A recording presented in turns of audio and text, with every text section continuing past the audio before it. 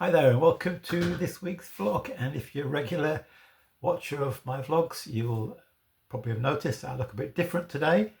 Last week I talked about the initiative called Movember, where men who are taking part, if they already have a beard for example, they shave it off. If they haven't got any facial hair, we all during November will grow a moustache, and mine isn't very well developed. It's looking at my hair is lightish, probably grey you would say, so it doesn't show up very well. So I've had a beard for quite a few years now. I can't remember when I didn't have a beard, but now I don't have one, and the moustache will continue growing during November or Movember. Movember is an initiative raising awareness and funds to support research into men's health, which is a really key issue that often we men shy away from, don't talk about. So it's a really good and important initiative. But I don't really want to talk about that today. I want to go back to a subject I've kind of touched on before, and let me talk a little bit about my running experience. When I was young, I was very keen on short distances, the sprints, the hurdles, etc. I really disliked long distance running, struggled at that. Anyway, over the course of the years, I've occasionally tried to keep reasonably fit, although failed miserably most of the time. When we were in Leicester, I started doing park run, which is the Saturday morning 5-kilometre run or walk, if you like, whichever you want to do. It takes place all around the country, different places, and around the world these days. But fortunately, I damaged my left knee, so that meant I was not able to run anymore. So for quite a number of years, I didn't run at all. We came back to Doncaster when I retired, and after a while I realised my knee was feeling much better. So I went on the Couch to 5K program, the app, which starts on the assumption you're a couch potato, you don't do any exercise or very little, and gets you to the point where you can run a 5K, 5 kilometres. And I went through that program. So I thought, well, I'll start park run again, which I did.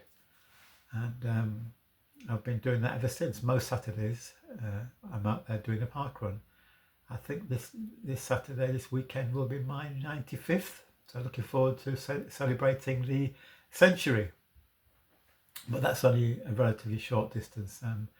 I do try and exercise during the week, keep my fitness up, and I've been doing a few longer runs. And in fact, about 3-4 weeks ago, early on a Sunday morning, I did a couple of times round the big block near our house, and a little bit extra, and I'd run about 14k, which I realised is about 2/3 of a half marathon. So I thought I'm doing pretty well. I've never run long distances, certainly not enjoyed it before, but I was enjoying my running. Then last Sunday I set off and I went through the 14k, and I thought, well, let's just keep going while I'm feeling okay. And I managed, unbelievably, to run a half marathon, 21.1 kilometres. And I've never done that before in my life, and I'm now in my I'm 70 now. So to achieve something when you're 70 that you've not done in the whole of the rest of your life is pretty good. And I'm very happy that I have my physical health to be able to do that. I thank God for that, because I know a lot of people don't. So I don't take it for granted, but I just enjoy it. And so we'll just carry on and see where that goes. But that's just a story of very small beginnings.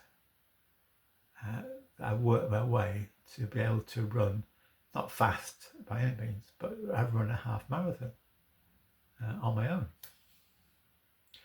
One of the problems with these 10k runs or races, half marathons, they're all on a Sunday, which interferes, of course, with church. So that's a bit of a problem if you believe that going to church is really important, as I do. But the point I'm trying to make, I'm not trying to big myself up, but the point I'm trying to make is that, or the illustration is that there are quite a number of times in the New Testament, in the letters, especially in St. Paul's letters, where he uses the illustration of the athlete to hit home his point. Let me give you an example. In his first letter to the Corinthians, he says, "Do you not know that in a race the runners all compete, but only one receives the prize? Run in such a way that you may win it." So he's using the athletic illustration to encourage his readers to press on, to keep running the race. And he talks about himself right into the Philippians. "I press on towards the goal to win the prize for which God has called me heavenward in Christ Jesus." So again, there's that thought of pressing on towards the goal, as the athlete runs towards the finishing line. Keep going. Right into the Galatians, he's not happy with them. And he says this: "You were running well. What hindered you from obeying the truth?" So, you were doing well in the race. Why did you stop? Why did you go off course? Why did you give up? And in our Christian life, sometimes we are tempted to give up when going's hard, to go off course, to stop running the race. Overcome that temptation, says St. Paul. There's a longer little passage, 3 verses in Hebrews chapter 12. "Therefore, since we are surrounded by such a great crowd of witnesses," and sometimes if you're in a race, say a London Marathon, there's crowds and crowds of people watching, and that's an encouragement. People who've run that race tell me that's a real encouragement. "Since we are surrounded by such a great cloud of witnesses, let us throw off everything that hinders and the sin that so easily entangles." So get rid of everything that's stopping you running the race. You're tempted to not go out for an early morning run or a late evening run. You're tempted to sit and have a big meal or eat something you shouldn't do, really. "Let us run with perseverance the race marked out for us, fixing our eyes on Jesus, the pioneer and perfecter of our faith." Jesus has run the race. He calls us to follow him. "Consider him who endured such opposition from sinners, so that you will not grow weary and lose heart." Jesus, there were so many people or elements of his earthly ministry that was pulling him back, trying to stop him running the race. But he pressed on, he didn't give up, and he calls us to do the same. And I'm glad that I've managed in my physical running to press on. Sometimes I get up early in the morning and I don't feel like going out running, but I know if I give in, I'll go downhill. Let me just finish with a very well-known passage from 2 Timothy chapter 4. Paul says, "I have fought the fight, I have finished the race, I have kept the faith." And I hope that when then I get towards the end of my earthly life, I don't know when that will be, I'll be able to say, "I fought the fight, I've finished the race, I've kept the faith." So God bless you. Whatever you're going through, I encourage you to press on. Keep going.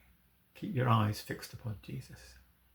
God bless you. Thank you so much, as always, for listening today.